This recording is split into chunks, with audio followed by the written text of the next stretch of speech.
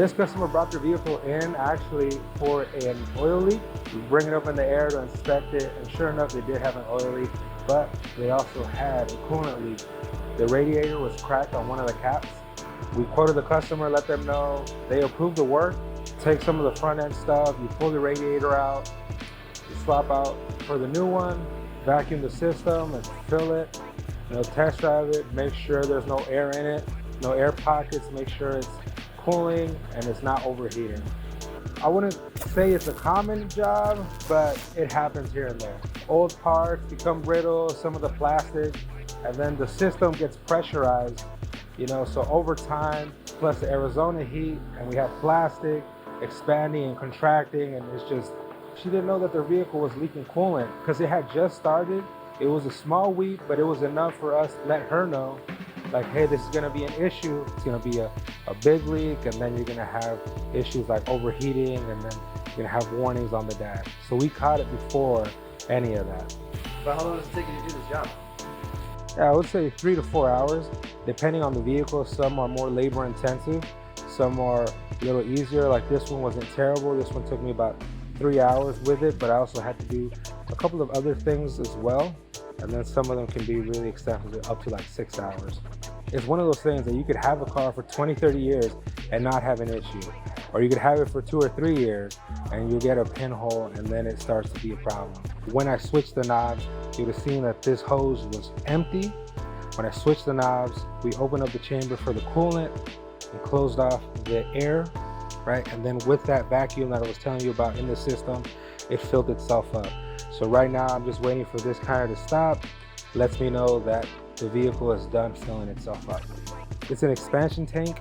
It's different from vehicle to vehicle, right? Some of them, it's the radiator itself. You have the cap on the radiator, right? The radiator will expand and contract.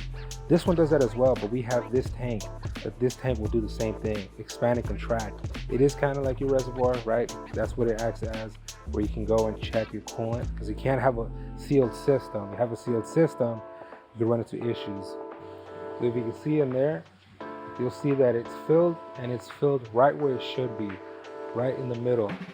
So this way there's also no guessing.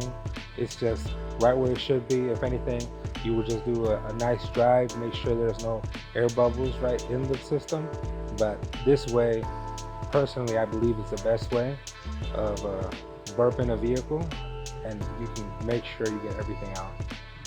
If you ever do this yourself, make sure you get the correct coolant. You don't want to mix coolants. I haven't seen it myself, but I've been told if you mixed coolants, the coolant itself becomes gelatinous, and then that's a whole bunch of issues. Now the coolant can't flow easily, and if you're checking it yourself, if you're low on coolant and it's just slightly low, the best bet is just top it off with a little bit of water. Now if you're really low, I'd recommend you figure out why you're so low, take it to your shop, have them take a look at it, and they'll let you know, because coolant being slightly low, it's not uncommon, but if it's really low, it's going somewhere. So like this vehicle was a return customer, so we were able to order her parts before she got here. Our parts person, they sent us the wrong part. Luckily for us, they did have a bunch in stock, so they're gonna send another person out to give us the correct part. Typically it is within the same day, depending though, if it's something more like, let's say engine components related, like a cylinder head, it might be a week, it might be a couple of days. It just depends on the part itself. So the part that we're needing is the accessories belt. That's a wear item, so typically most places will have it in stock, kind of like brakes, so everybody will typically have it.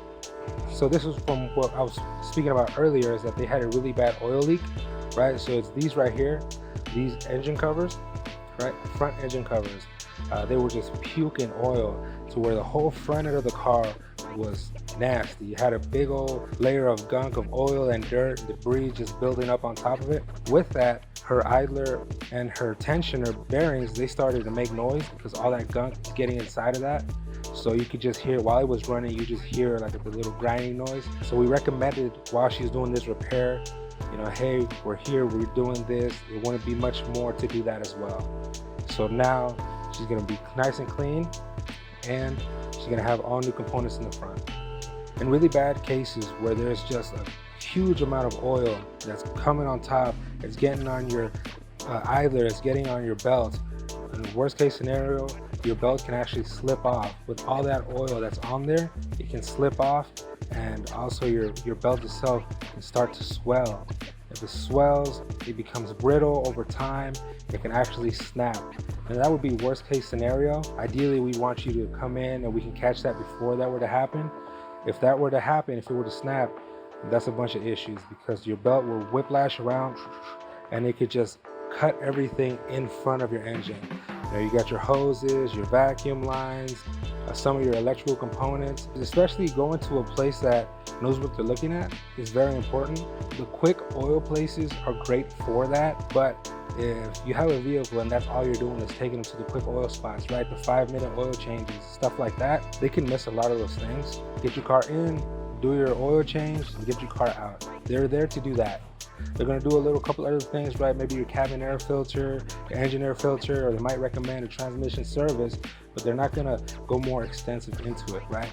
When you bring your car in and then we say, hey, this and this and that is broken, or like this is leaking, this is an issue, sometimes they'll come look at us like, hey, I'm taking my car to a mechanic all the time. But it's just not to the correct person, not the person that knows what they're looking at and how they can relay the message to the customer. You just want to get your car serviced by somebody that knows what they're doing. Sometimes all they'll do is they'll look at your vehicle's mileage and say, based on this mileage, your manufacturer recommends you do this, this, and this. Sometimes that's all they'll say. They won't explain to you why. And like I said, it's like in and out kind of process. So it also feels rushed sometimes. You're like, I don't know if they're trying to really help me or they're just trying to get me for my money. I threw the old belt on. Our new belt hasn't shown up yet. I put the old one on so I can run it and make sure everything is good. It's one of the things when you do a repair, you want to double check your work, right? And sometimes you're like, did it sound that way when it came in? Or does it sound different, right? And you start to overthink about it a little bit. I'm not 100% sure if air leak in here, if I rolled one of these seals, not that big of a deal. It's easy to pop off, fix it. So what I'm gonna do, I'm gonna let this vehicle heat up, get to operating temperature, so I can make sure everything is looking good.